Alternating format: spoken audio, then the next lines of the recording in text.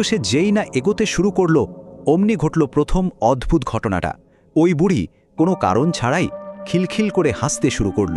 আর সে হাসিটা মোটেই কোনো স্বাভাবিক হাসি ছিল না, কেমন যেন একটা গা ছমছমে অশরীরী হাসি। এরপর যা হতে চলেছিল তার জন্য সজল একটুও প্রস্তুত ছিল না। মানে, ঘুমটার আড়ালে যে সত্যিটা লুকিয়েছিল সেটা ছিল আমাদের সবার কল্পনার বাইরে। ওই অদ্ভুত হাসিতে সজল একটু অবাক তো হয়েছিলই, কিন্তু তারও সাহস করে জিজ্ঞেস করেই ফেলল। কিন্তু ও তখনও জানত না যে ওর এই সাধারণ একটা প্রশ্নই কি ভয়ঙ্কর একটা সত্যি সামনে নিয়ে আসবে। আর তারপরেই সেই বুড়ি খুব ধীরে ধীরে তার মুখ থেকে ঘুমটাটা সরালো।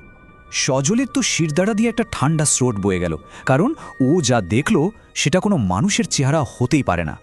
ভাবুন একবার, কোনো মুখ নেই, শুধু মসৃণ চামড়া, আর যেখানে মুখ থাকার কথা সেখান থেকে বেরিয়ে আসছে একটা লম্বা কালো জিভ। আর সবচেয়ে ভয়